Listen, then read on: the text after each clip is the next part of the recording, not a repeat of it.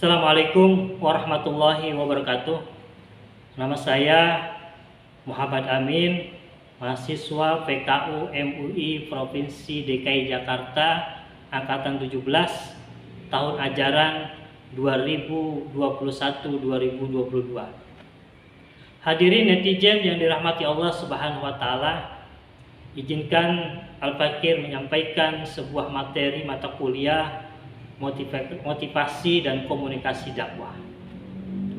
Hadirin netizen yang dirahmati Allah, belakangan ini atau beberapa minggu bahkan beberapa bulan yang lalu kita dihebohkan. Ada sebuah pernyataan yang ramai di media sosial, baik di Facebook, di WhatsApp, bahkan media mainstream. Ada seorang pejabat di negeri ini mengatakan bahwa jangan terlalu dalam memahami agama karena bisa atau dapat menyebabkan penyimpangan.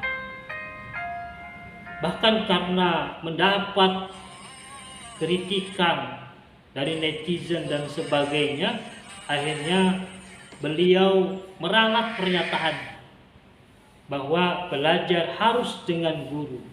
Betul, memang belajar harus dengan guru. Karena orang yang belajar tanpa guru, maka gurunya adalah salah satunya setan.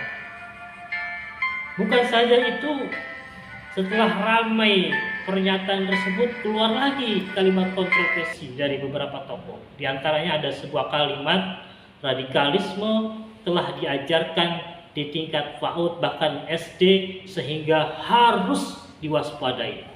Nauzubillah, astagfirullahaladzim. Hadirin netizen yang dirahmati Allah Subhanahu wa taala.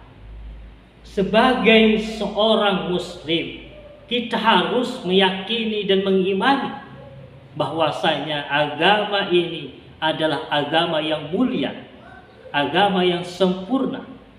Maka tidak pantas jika ada seorang mengaku muslim menuding agamanya sebagai pembawa bencana, apalagi radikal atau sebagai sumber penyimpangan-penyimpangan lainnya.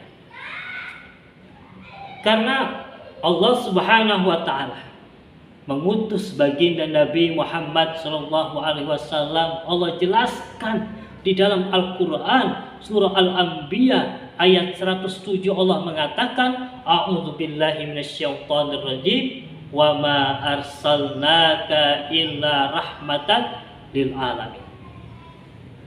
Tidaklah aku utus engkau ya Muhammad kecuali sebagai rahmat bagi seluruh alam. Makanya tudingan-tudingan miring, tudingan-tudingan negatif ini jelas bukan dari umat Islam.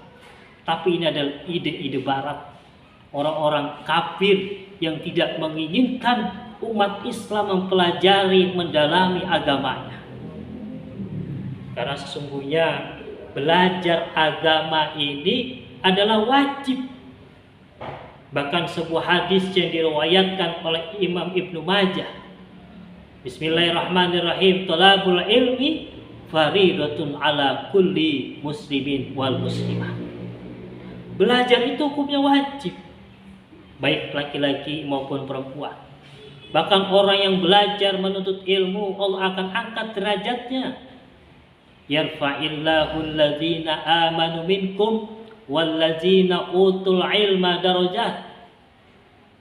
Bahkan para ulama menyebut, bahkan Al-Imam Al-Ghazali rahimahullahu ta'ala di dalam kitab Ihyaul Ulumuddin, beliau mengatakan bahwa kematian 1000 ahli ibadah yang rajin sholat malam, siangnya dia berpuasa, itu lebih ringan ketimbang wafatnya satu orang ulama yang memahami halal dan haram, ulama yang membela keadilan dan melawan kezaliman. Pentingnya orang yang mempelajari, mendalami ilmu agama. Makanya jangan heran pernyataan-pernyataan yang hari ini beredar bahwasanya Islam itu adalah sumber radikalisme dan sebagainya, ini memang ditanamkan oleh orang-orang barat, orang-orang kafir Agar apa? Agar umat Islam ini jauh menjauhi aktivitas di dalam ajaran agama Islam ini. Yang kedua, tidak ada lagi yang amar ma'ruf nahi munkar. Kalau orang sudah tidak ada lagi mempelajari agama secara mendalam, untuk sudah otomatis diantaranya dia akan tidak ada lagi yang nahi munkar, tidak lagi orang yang beramar ma'ruf dan nahi munkar. Kemudian apa lagi? Tidak ada lagi akan menyerukan seruan dakwah.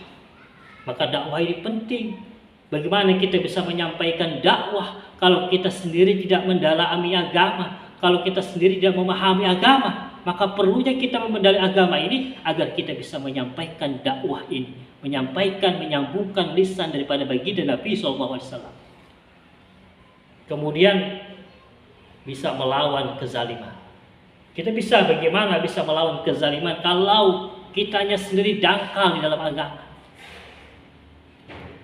Hadirin netizen yang dirahmati Allah Subhanahu wa taala, karena itu Islam bukan saja sekedar ilmu, tetapi Islam itu adalah sebuah ideologi yang harus tertanam, yang harus diterapkan dalam kehidupan kita, baik dalam kehidupan kita sehari-hari, bermasyarakat, bahkan bernegara.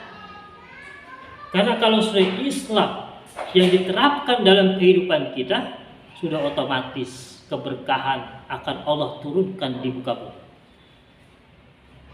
Oleh karena itu, mari di dalam momen yang baik ini kita kuatkan akidah kita. Kita pelajari agama ini dengan sedalam-dalamnya. Supaya apa? Salah satunya kita mendapat ridho dan mendapat keberkahan dari Allah Subhanahu wa taala. Demikianlah, atas segala kekurangan dan kelebihan, yang benar datangnya dari Allah, yang salah datangnya dari saya mohon maaf. Assalamualaikum warahmatullahi wabarakatuh.